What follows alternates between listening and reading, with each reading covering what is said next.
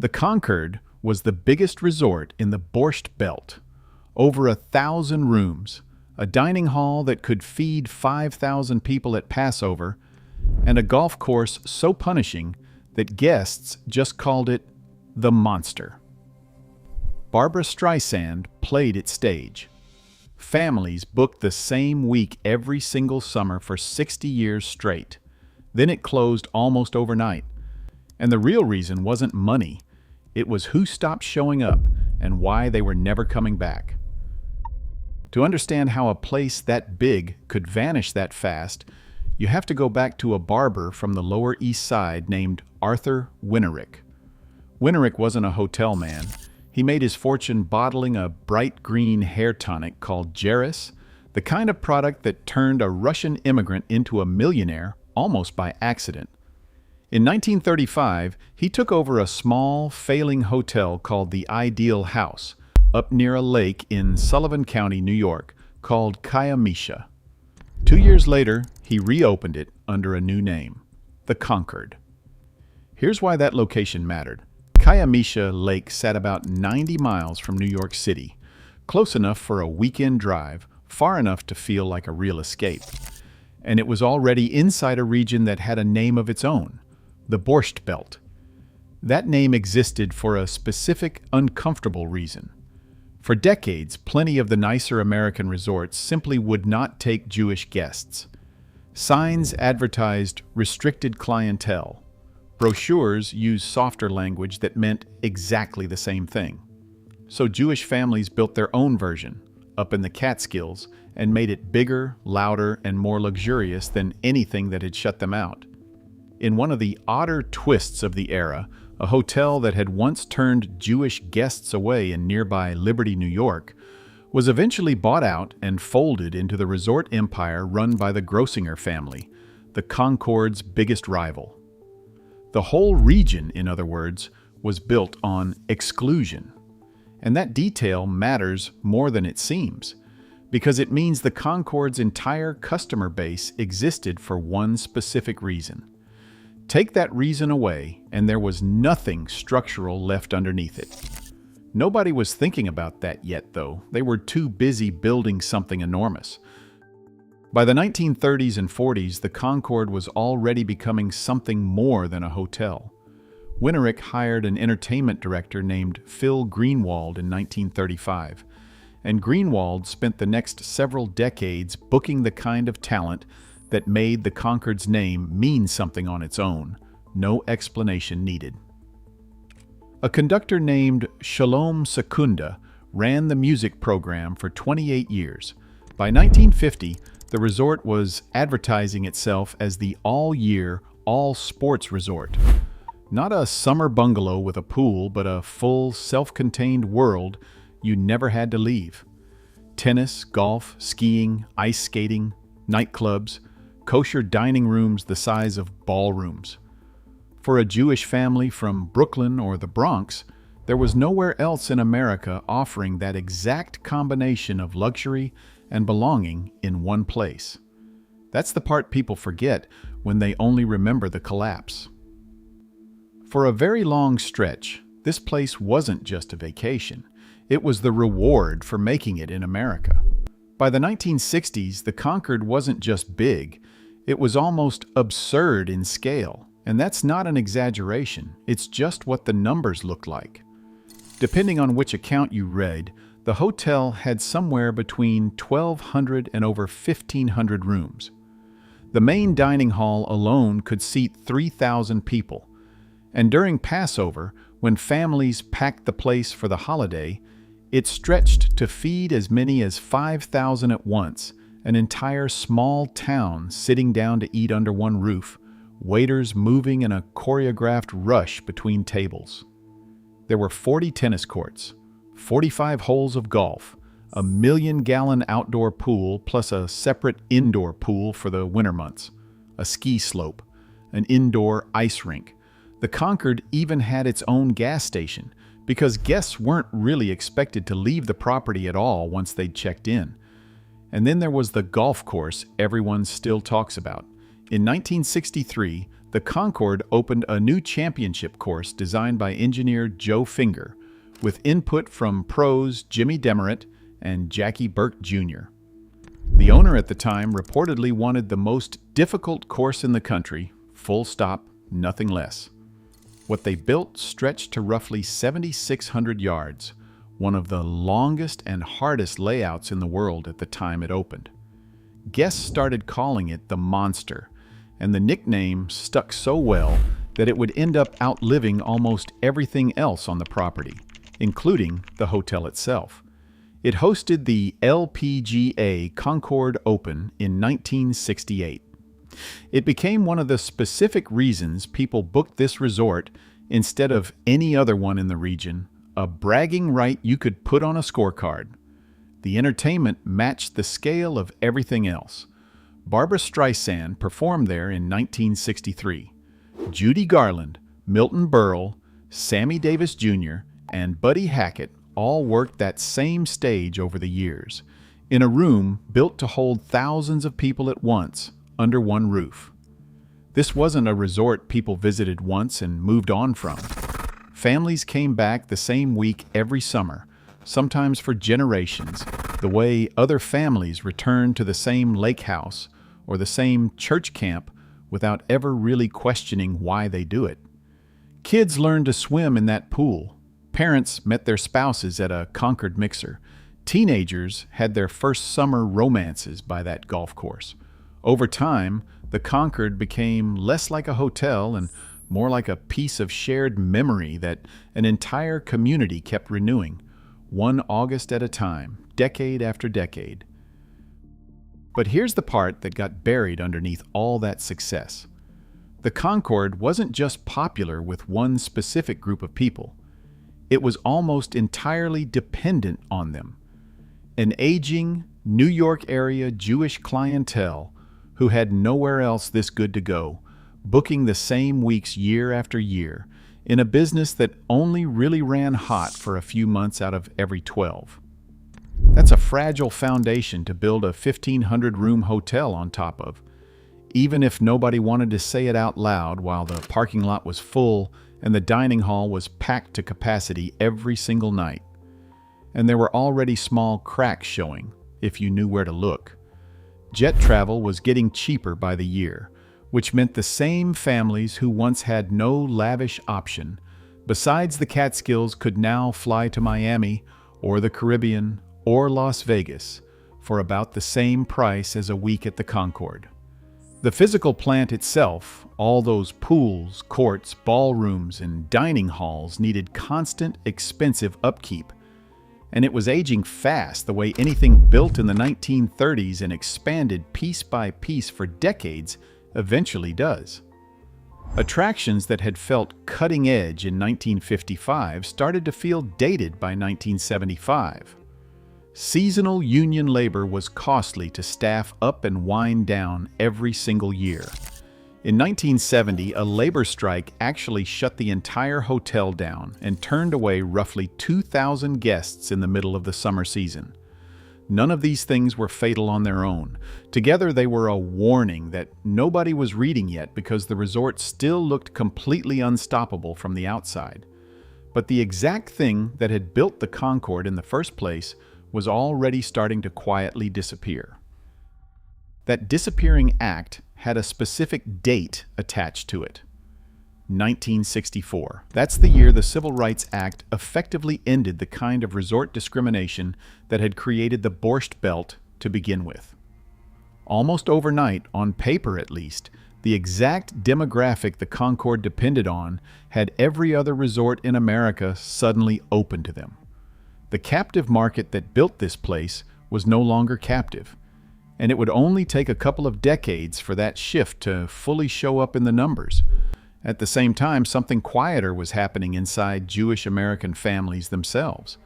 The second and third generations were assimilating faster than their parents had, vacationing differently, marrying into different communities, chasing different kinds of getaways entirely. They didn't return to the same bungalow colony their grandparents loved simply out of habit or obligation. They didn't need to, and increasingly, they didn't want to. By 1985, the entire Catskills resort region had fallen out of America's top 10 tourist destinations, pushed aside by theme parks and Disney-style vacations that hadn't even existed a generation earlier.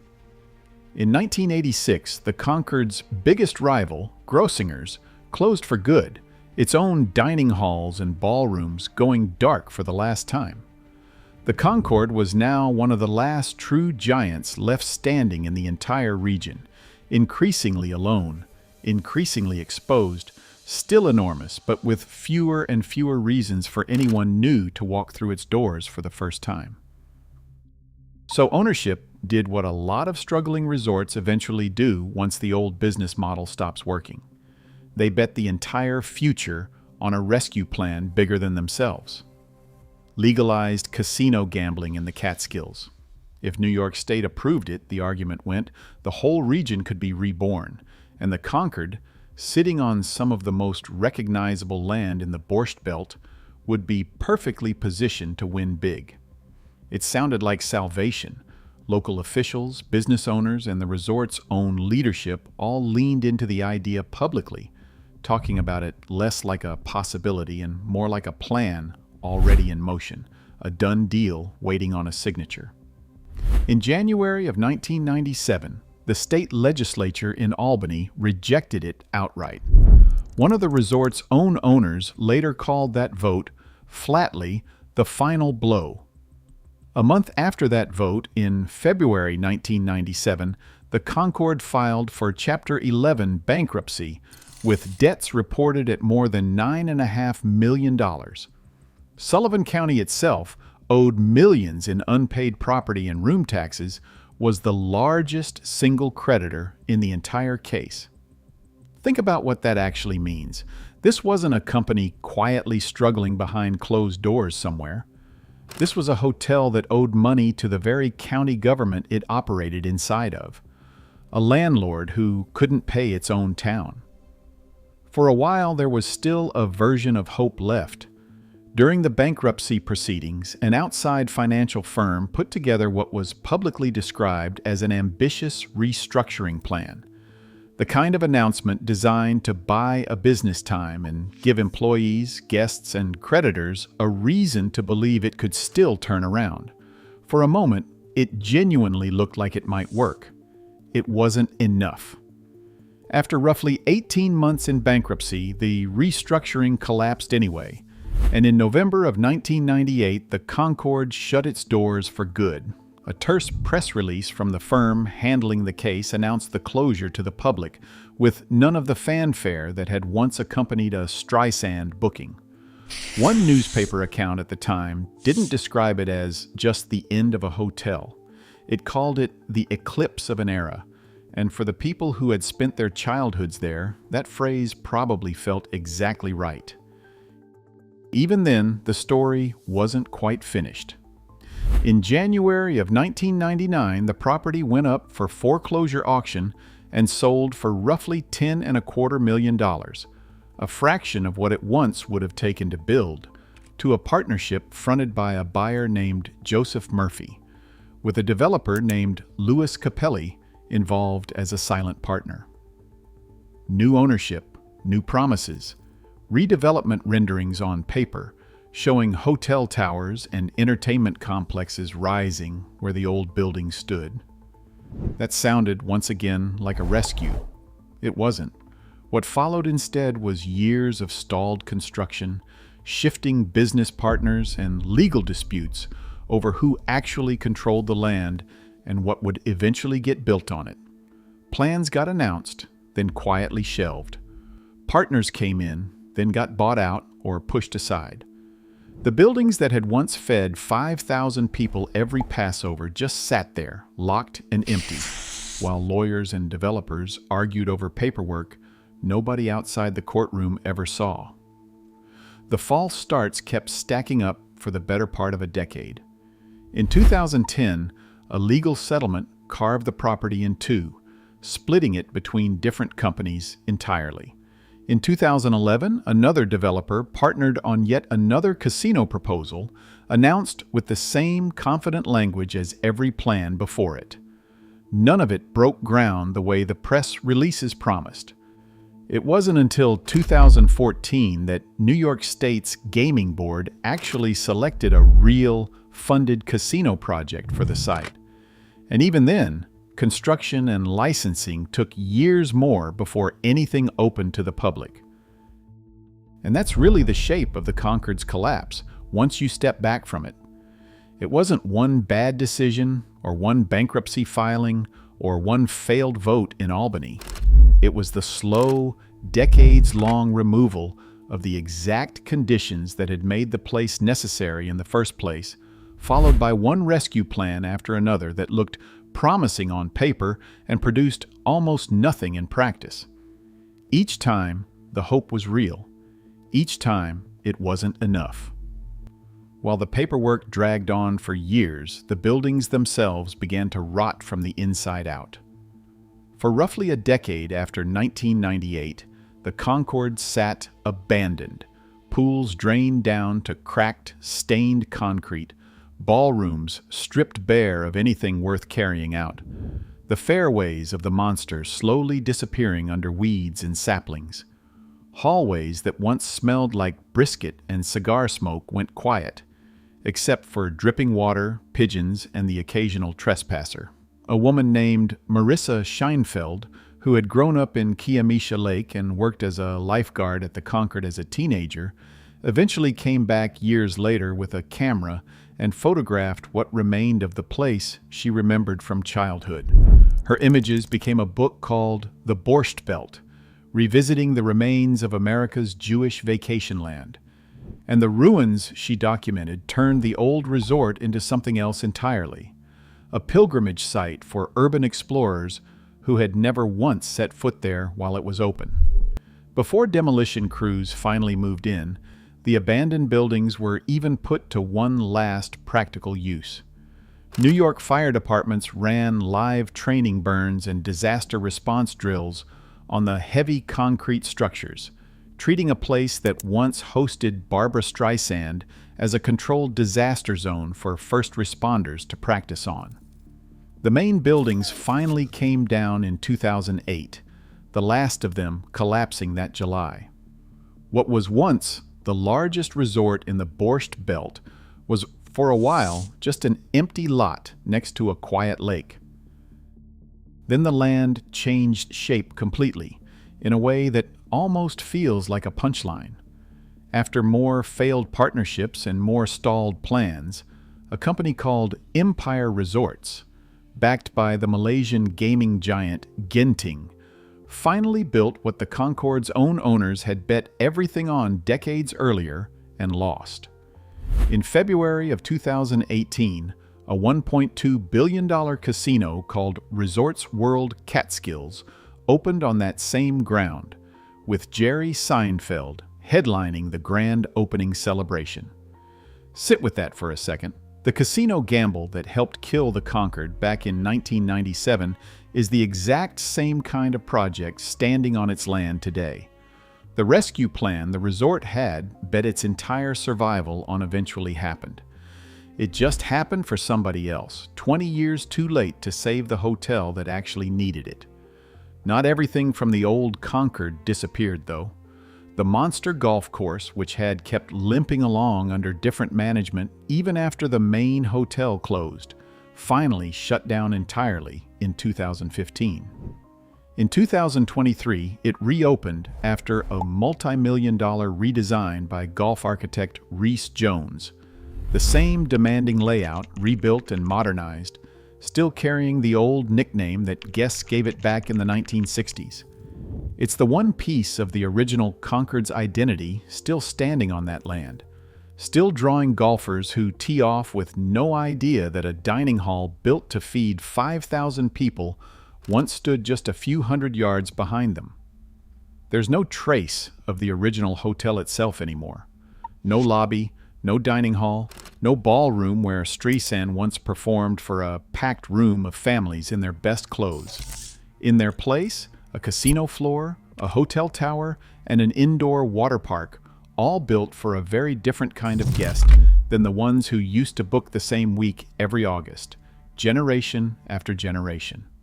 The broader Borscht Belt era hasn't disappeared from memory entirely, though. In 2023, the Catskills Borscht Belt Museum opened in nearby Ellenville, turning the region's entire rise and fall into something you can actually walk through and learn from. And the Concord wasn't even alone in how it ended. Grossinger's, the rival resort that helped define the whole era right alongside it, closed in 1986, sat abandoned for decades in almost the exact same way, and wasn't fully demolished until 2018, with one of its last remaining buildings later destroyed by fire in 2022. What's left in the end is a strange kind of loop. A resort built because one community was shut out of everywhere else in America. A collapse caused, in part, by that same community finally being let back in and choosing to go somewhere else instead. A casino bet that failed in 1997, sitting almost exactly where a different casino succeeded 2 decades later. And one golf course, still called the Monster, still mowed and maintained on land where a 5,000-seat dining room used to fill up every single Passover, quiet now, green, and walked by people who have absolutely no idea what used to stand a few hundred yards behind them.